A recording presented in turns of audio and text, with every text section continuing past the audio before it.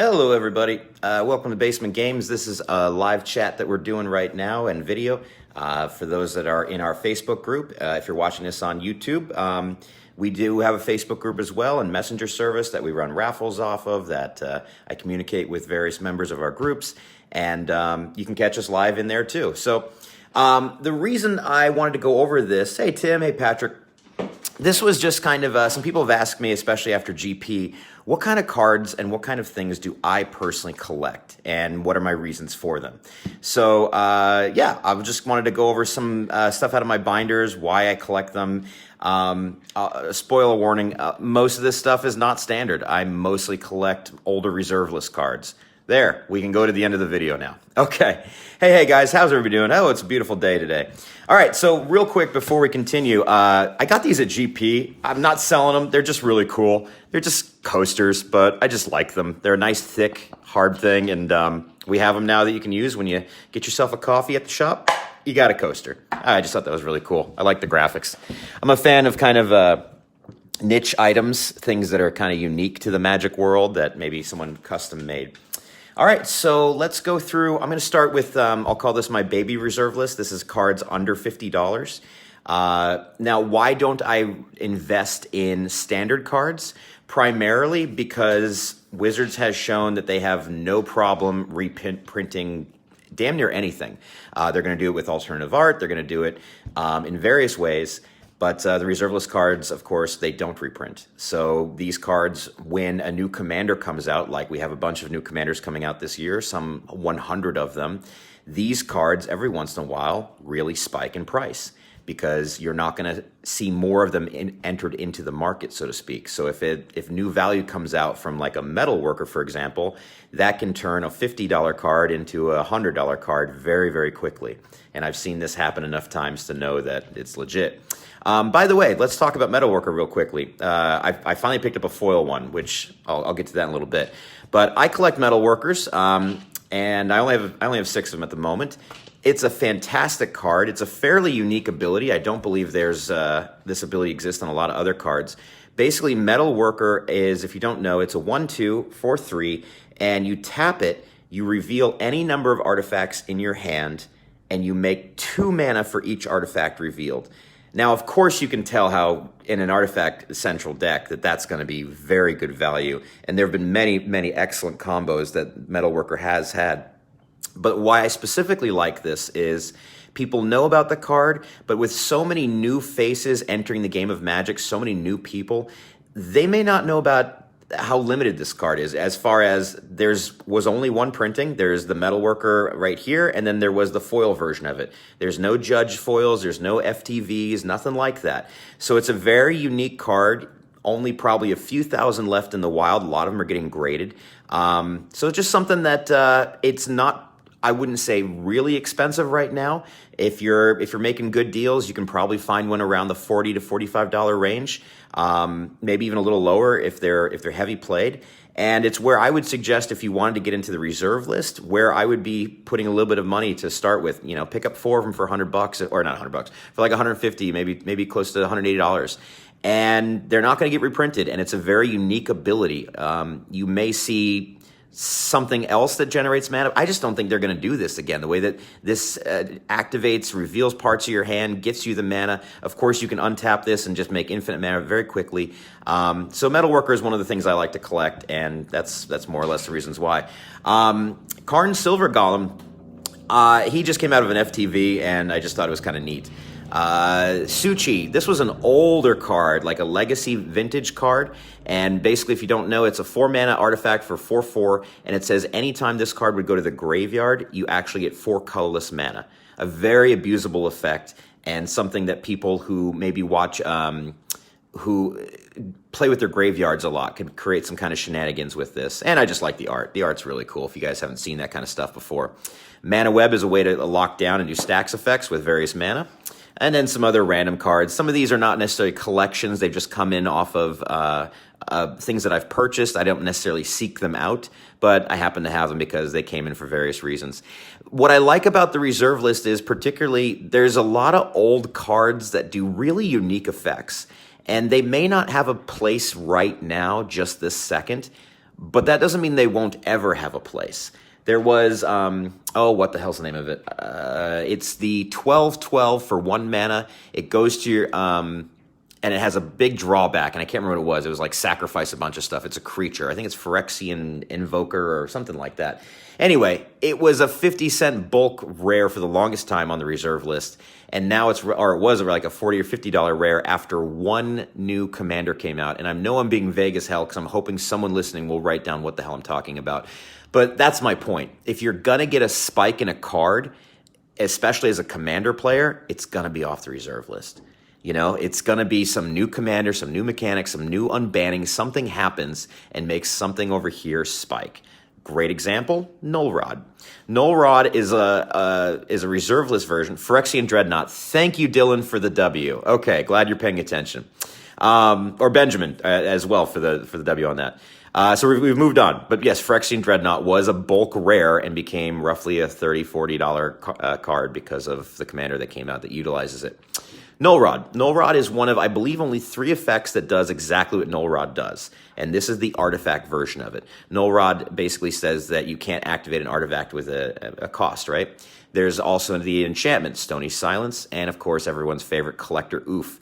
Now those 2 are reprintable, but you see how usable they are and how they get utilized all the time, and those can be reprinted. This cannot. Just something to be aware of. Do you want to sink money into something that can get reprinted? Now, maybe you like that because you play Modern or Standard or other formats that allow you to use it. This is mostly used in Commander and maybe some casual formats, and maybe a little bit of Legacy. But Commander's very popular, and I would be investing in Commander reserve list staples right now because we don't know what new shit is going to come out this year, to be honest. So I like Null Rod as a pickup. Anvil is also something really unique and fun. I love Anvil, and you can pick up Anvils for like $8 to $10. Anvil says each player basically has an infinite hand size, okay, for 2. Also, when you go to your draw step for the turn, you actually draw 2 cards and you pitch 1.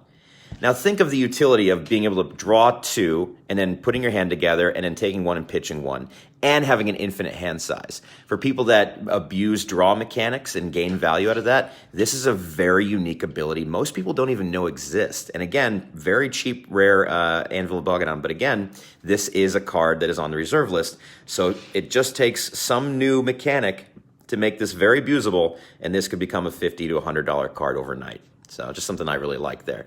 And then other little reserve list cards. Stone Calendar, that's another old school like mana cost reduction. Hey, Joseph. Nova Pentacle, it's a way to basically redirect damage from somebody. And then onto the blue section, Dream Halls. I've been using this, and I love this card. So many people have never seen this or know what it does. And yes, in a Commander game, it's really wacky, but here's what it does. Basically, if you cast this and it's in play, each player can free cast any card they have in their hand as long as they pitch a card of the same color.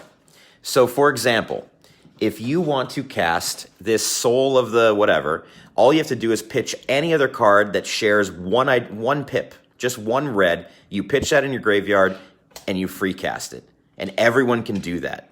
Now, if you build a deck around abusing this ability, yeah, and I have, and I do, and it's super fun. Highly awesome, fun card, Dream Halls. Just something that I think a lot of people don't really think about. Not terribly expensive. I want to say under $30. And just really fun mechanic. It may even be cheaper than that. Maybe like under $20. Mind Over Matter. This is a very abusable card. I think a lot of people are familiar with this one. You choose and discard a card. You tap or untap target artifact, creature, land. I mean, I think Urza and a lot of blue generals play the hell out of this. Thought Lash. Thought Lash is fun, and it's super cheap. It's like $6, $7. Thought Lash has a cumulative upkeep, but you don't care about that because you're not playing it for the cumulative upkeep. What you're playing it for is the remove ability. And it reads, exile the top card of your library from the game to prevent 1 damage to you.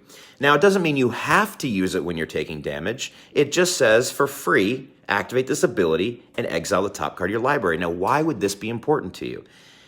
How many times have you been across on a table and seen a lab man win? Or the Planeswalker Jace win, where they go to draw a card and they don't have a card in their library. You could literally cast this and exile your entire library, make sure your lab man's in play, and you win the game. It's that simple. Not to mention, it's also a nice little deterrent if people are trying to do damage to you. So yeah, Thought Lash, really cool art too. If you guys haven't seen that before, just kind of epic. But that's a reserve list card I put a little money into. These ones I just picked up, but you can't go wrong with a copy artifact or Palancron. Feldegriff. Dream Halls would definitely work in a group hug. Yes, it would. Feldegriff, speaking of group hugs, this is a reserve list card. You may have seen this before. This is the original Hippo. I have several friends that are in this group that play with this all the time. It's just a unique, wacky card. It gives it, honestly, I think some people just love it for the color combination, but most people play Feldegriff if they're playing it as kind of a friendly game, because you're not really going to be overly competitive, although I'm sure competitive builds with Feldegriff exist. But I will say this, I have learned the value of not being the first player targeted at the table. If you're in a 4-man matchup of Commander, of course you want to play a powerful deck and you want to be, you want to be respected for your gaming ability. But let me tell you this, there's a lot of value to not having your commander immediately countered or killed right off the bat. You can slowly build up a board state, and then you have options. Options you may not have if your commander is Zur or Arcdaxin or the Sisters or these terrible cards that when they land, they just end games. These kinds of cards allow you to build a deck, and no one is going to waste any removal on this thing. I'm not going to lie. They're not going to waste, in a competitive game, they're not going to counter it, they're not going to kill it, unless you somehow Voltron this and it becomes a threat. So it allows you to keep this out. And yes, Angus is another one of those types of guys, and I'm glad you got to utilize that. Academy Rector. Academy Rector is a forgotten card. Academy Rector used to be used a lot, but I feel like people have just forgotten all about this, and this is a clutch choice of a card that I think could spike again with a relevant reprint. For those that don't know, Academy Rector basically says if this goes to the graveyard, you can go into your library and, if it were to die, you exile it from the game, you go into your library, you tutor for any enchantment, and you put it into play. Sure, Academy Rector, sack them, it goes to exile, and then grab Omniscience. Anyone? Yeah, you've got huge value on this guy, not to mention he's a body, not to mention he's a blocker. Just really, really good value. They're sitting around 35, 40, something like that. You can get them a little lower if you negotiate. Solid pickup. I would recommend investing in those because it's a unique ability, and to be able to grab enchantments are only getting more powerful. Everything, the power level's going up. So to be able to free tutor for it, solid. Some people don't know about this. They have reprinted a lot of cards that do similar effects, so this is not as high on my list, but it's just to destroy all creatures with 4 or greater power. That's pretty useful. And oh wait, the CMC is 3. So that's just something kind of really useful, and I don't think a lot of people are familiar with it. Good old Preacher. For those that don't know, this is a mono-white way of stealing someone's commander. Yeah, you can literally tap it, steal their commander, steal a creature, and it's yours now. I just think that's really fun. Some other little stuff. And again, a lot of these are the littler cards. I'm going to show you some of my bigger high-end specs. But I will get into lands real quickly. Yavimaya Hollow. Yavimaya Hollow is a reserve list land. I absolutely love it. It regenerates a target creature. I feel that this is a forgotten technology that a lot of people don't think about anymore because they just go, I'll just recast my general, whatever. But what if you didn't have to recast it and you could just regenerate it? Yes, it doesn't protect against exile. Yes, it doesn't protect against minus effects. But for the old-fashioned casual group or just people that like to destroy things or even combat damage related, Yavimaya Hollow for the W. Lotus Veil. Lotus Veil is an interesting card because Lotus, I believe it's Lotus Bloom or Lotus, Gilded Lotus? I forgot the hell the name of it. The new card that does the same thing but has hexproof and comes into play tapped. Now, something to be aware of with the reserve list. When they originally made the reserve list, they said they would not reprint mechanically any cards with different names. So that's why you haven't seen another dual land under a different name, because it would be roughly the same. So you see a lot of things that are like dual lands, but not. For example, the fetch lands or the shock lands that come into play tapped. The shock lands, basically, you can pay 2 mana to untap them, or they just come into play tapped, that's going to be as close as you're going to get, other than things like the Battle Bond lands that can come into play. But those don't even have the name types like Island or Swamp on them. So this is another way that they've managed to reprint this. The original one, if you didn't know, Lotus Veil comes into play untapped and does generate 3 mana of any color. It doesn't, however, have hexproof. So plus or minus, but most people, when they're playing this kind of thing, they want to win that turn. And that's where you find like twiddle effects and things like that. So I have quite a few Lotus Veils. I also really love Winding Canyons. I mean, I love Winding Canyons. Why did I invest in this? Well, because as one of the first things I wanted to invest in, this just came about, and it's a reserveless land. For 2 mana, you can go ahead and basically play any creature at instant speed. And I always wanted to win with a Feldar Sovereign, and I used to use it for great effect. But playing cards, creatures, your commander, anything like that, on someone else's turn, maybe an end step before your turn, super high tech. And for less than 20 bucks, you can pick these up, and it's just a really, really good utility card. And unlike the recent one reprinted in War of the Spark, you don't have to sacrifice it just to play a flash creature. You can go ahead and keep reusing this. So great value. And then, of course, Rofellos. Why do I have and why am I investing in a reserveless card that is not allowed in our format? Because I don't think this will stay banned forever. Whether I create a new format or the New Yorkers here create a new format or something that overtakes CEDH, or the guys get together and say, you know what, this is just not as broken as it once was, I do feel at some point this comes off the list. And if it does, it becomes an immediate commander for a lot of Timmy players and combo players and a lot of people, and the price will quadruple overnight. So I slowly picking up a bunch of these. I'd love to have a binder full at some point. Okay, on to the high dollar stuff, or $50 and up. I don't have Power 9 in here. I actually got rid of my last Power 9 to help fill this binder up. But, of course, we always start with our duels. Duels are fairly obvious. You should know why you collect duels. They're everything. This just came in off a trade, so that's why it's in my higher binder. Cavernous Souls I really like, although this being a modern and a standard card at times is reprintable. So I recently got into these. I bought a bunch of them, and the price cratered. When I got them, they were around $80. Now they're around $50. I don't know why. Maybe somebody knows an answer, but that's just part of my point that anything that is not reserve list can be reprinted and the value can crater. That being said, reserve list also takes dips. Right now, the reserve list is on an all-time low, which to me signifies this is a time to be buying these cards, not a time to be panic selling. But, you know, that's a more investor strategy than a gamer strategy. Serra Sanctum I absolutely love just because, just like Gaia's Cradle, it's legal in the format of Commander, and anytime some new enchantment-heavy commander comes out that's really useful, you usually see a bump in these. Gaia's Cradle, they oftentimes will ebb and flow between the $200 to $400 range. Right now, they're sitting between like $250 and $300. Anytime you can pick these up, you want to pick them up. It's super utility, super value, and yeah. So these are high dollar targets I really like to pick up if I can get them at a nice price. And now we're on to my wheels. Why the fuck do I have so many wheels? I have even more. It's a great ability. It's a fantastic ability. You should have a wheel in your deck if you play anything close to red. To be able to draw 7 cards for 3 mana, it's worth refilling your opponent's hand if it can give you some kind of advantage. So I love wheels.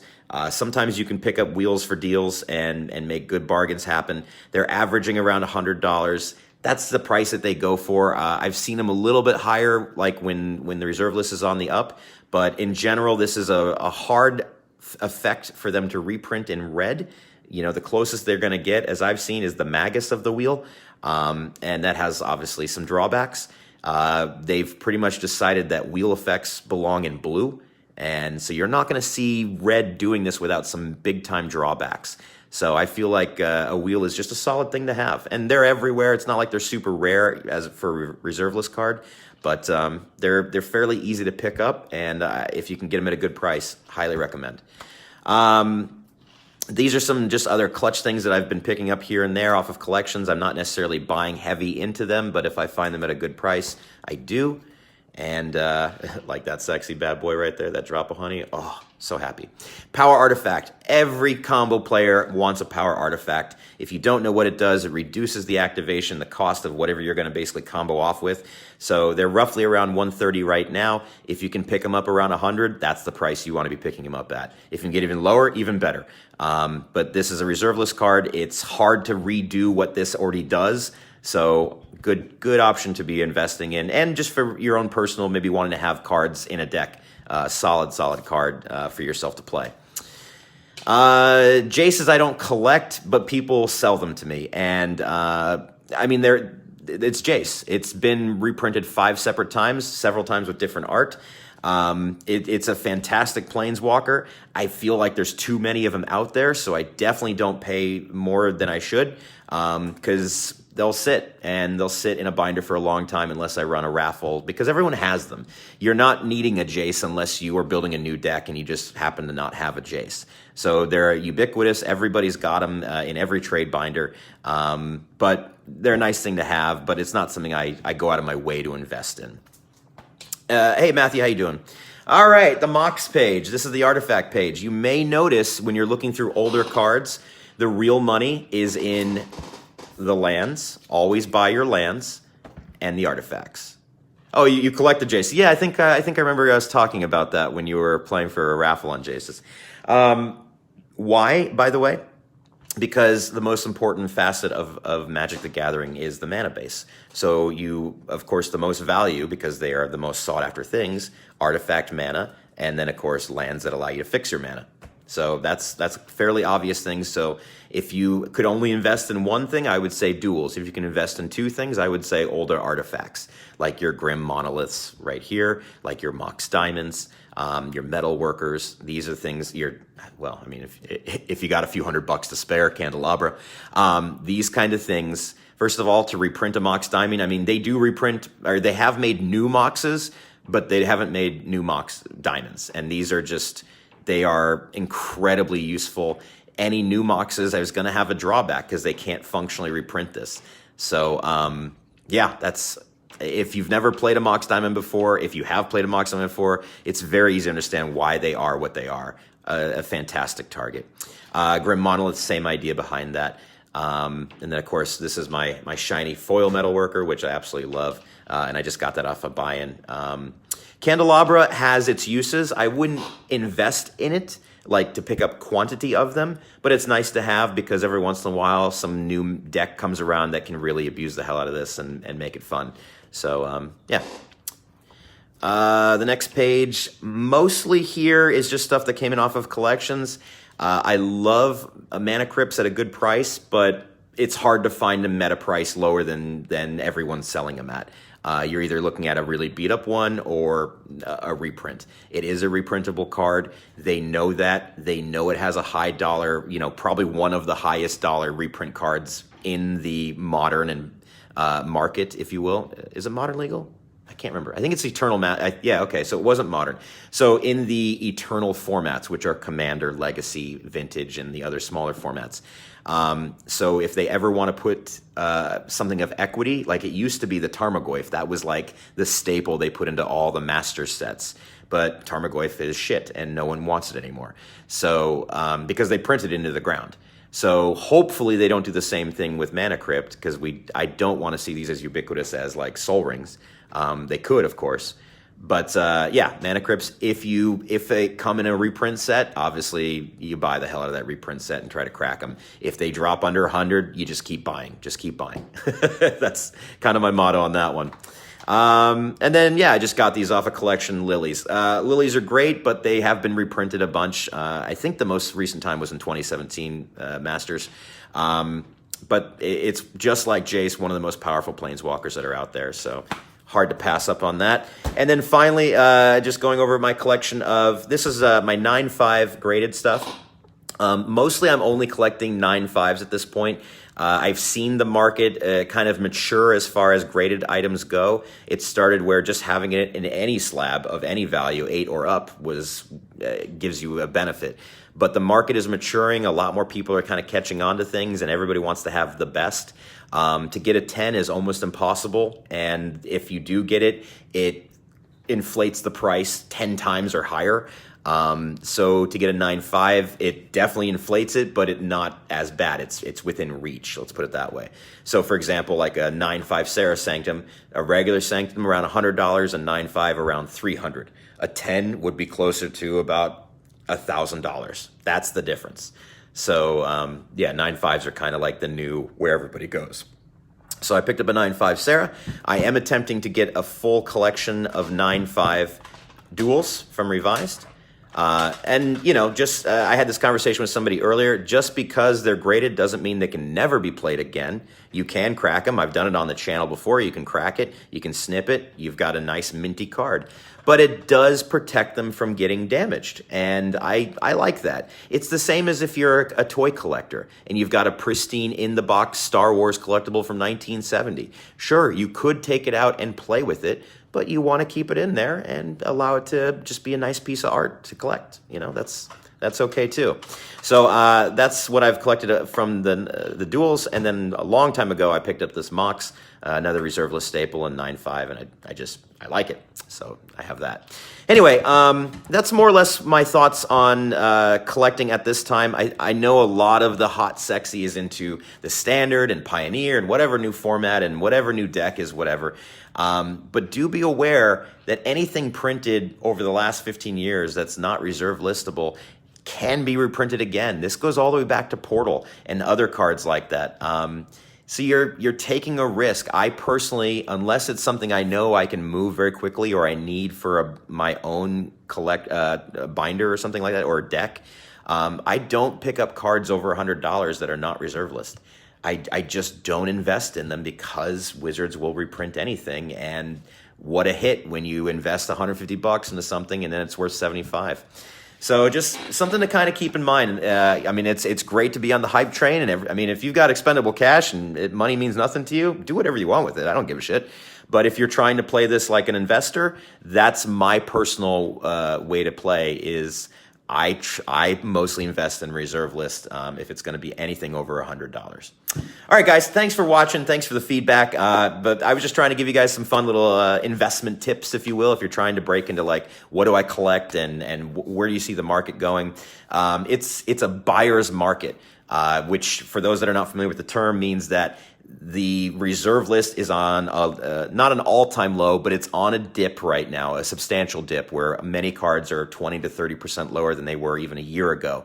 So if you have the expendable income and you want to go ahead and start investing or maybe start building, now's a great time. Now's a great time before tax returns are all coming in and other people come up with this idea, or new commanders come out that make some of these cards start spiking again and people start building new decks again, and then you're like, oh crap, I could have picked that up for only 60 and now it's 100.